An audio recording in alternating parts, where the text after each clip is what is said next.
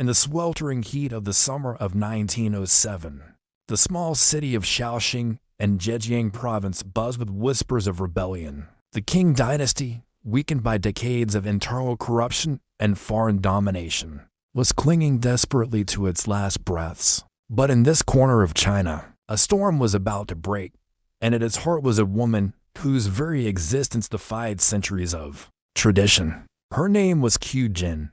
Qiu Jin was not the kind of woman that traditional Chinese society expected. Born in 1875 into a wealthy but strict gentry family, she was given an education that was rare for girls at the time.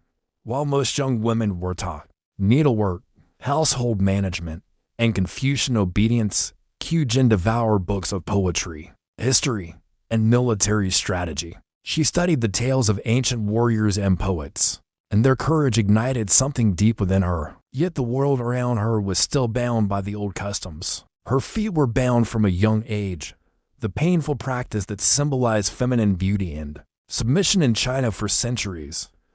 But Qiu Jin's rebellious spirit could not be contained. She hated the pain of foot binding and the limitations it placed on women from a young age. She questioned why women should be restricted to the home, why they should not learn the art of defense, politics, or leadership.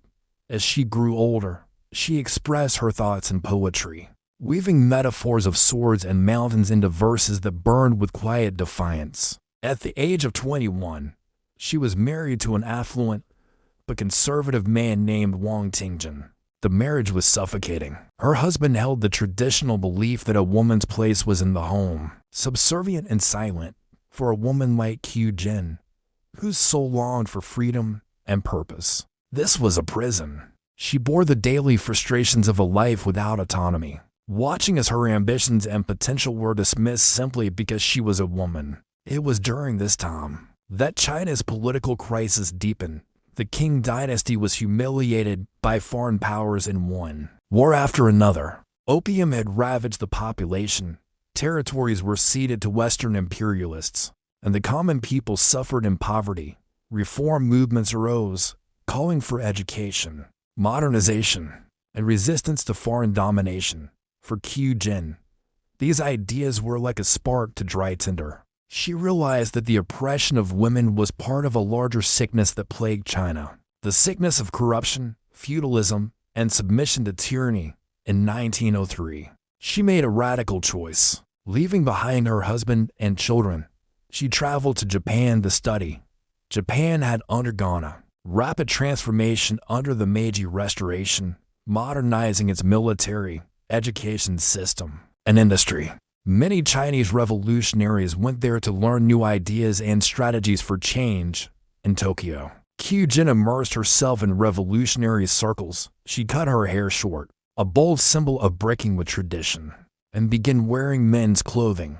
She practiced martial arts, rode horses, and became proficient with firearms, skills almost unheard of for a Chinese woman of her time. Her writings grew more radical. In her poetry and essays, she called for women to cast off the chains of oppression, to seek education, and to fight for freedom alongside men. She argued that China could never be strong if half its population was kept ignorant and powerless. Her courage inspired many, but it also drew the attention of Qing authorities, who saw her as a dangerous agitator. By 1906, Qiu Jin returned to China with a mission.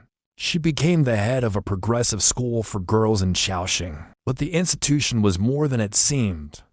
Beneath the cover of education, she was secretly training young women in revolutionary thought and even self-defense. The school became a hub for underground meetings where plans for uprisings were discussed. At the same time, she joined forces with her cousin Zhu Zilin, another revolutionary leader.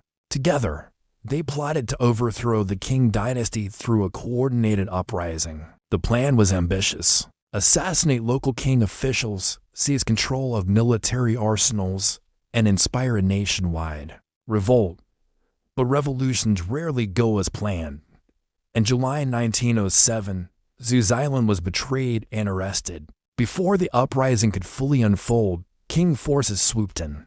Zhu was executed in a brutal manner, tortured for information, but refusing to implicate Qiu Jin or others. Yet his capture set off a chain reaction that led straight to her. Qiu Jin was at her school when the king's soldiers arrived. There was no chance to flee. She was seized, bound, and dragged before the authorities. In their eyes, she was not just a rebel.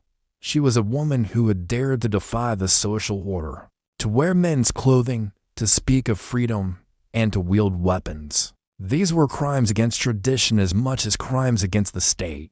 In prison, she was interrogated and tortured. Historical accounts suggest she was beaten and humiliated, yet she refused to betray her comrades. Her captors demanded that she renounce her revolutionary cause and beg for mercy. She refused. In her final days, she is said to have recited poetry, her voice steady even as her fate grew certain. On July 15, 1907, Qiu Jin was led to the execution ground. Witnesses recalled her walking with dignity, wearing her short hair and men's attire, unbowed by the jeers of the king officials. She was only 31 years old. Her beheading was carried out in public, a warning to others who might dream of rebellion, but instead of extinguishing her influence, her death only magnified it. News of her execution spread quickly through revolutionary circles. Her poetry, her life, and her sacrifice became symbols of resistance. For Chinese women, she was a beacon, proof that they, too, could stand on the battlefield of ideas and actions. For men fighting to modernize China, she was a reminder that the struggle for freedom was shared by all. Qiu Jin's legacy lived on in her writings, many of which were smuggled out and published after her death. In them, she spoke of mountains and rivers as metaphors for endurance, of swords and wind as symbols of freedom. She mourned the condition of Chinese women, but also urged them to rise. She believed in a China where all its people, regardless of gender, could live with dignity and purpose. Her life was not without controversy. Some critics in her time saw her as reckless, abandoning her children for politics. Others accused her of adopting foreign ideas that threatened traditional culture. But for those who understood the depth of China's crisis, her actions were necessary, a break from the old to make way for the new. In the years after her death, the Qing dynasty finally fell in 1911, replaced by the Republic of China. While Qiu Jin did not live to see it, her ideas had already taken root in the minds of a new generation. Statues were erected in her honor, and she became known as the Joan of Arc of China. Her story was taught as an example of courage and sacrifice in the face of oppression. Today, more than a century later, her name still resonates in China. She is celebrated as a pioneer of women's rights and a revolutionary martyr around the world. Her life is studied as part of the larger story of how women have fought for political and social change against overwhelming odds. But beyond the monuments and history books, perhaps the most enduring image of Qiu Jin is that of a lone woman, standing on the threshold of execution, unafraid. A woman who traded the comfort of a privilege but confined life for the uncertainty and danger of revolution. A woman who believed so deeply in the liberation of her people that she was willing to give her life for it. Her poetry still carries the echo of her voice across time, the call to rise, to fight, to live with purpose. It is a voice that defied the silence imposed on women for centuries. It is a voice that, once heard, is not easily forgotten. And it is a voice that reminds us that freedom is rarely given. It is taken, often at great cost. Qiu Jin's story is not merely one of tragedy. It is one of transformation.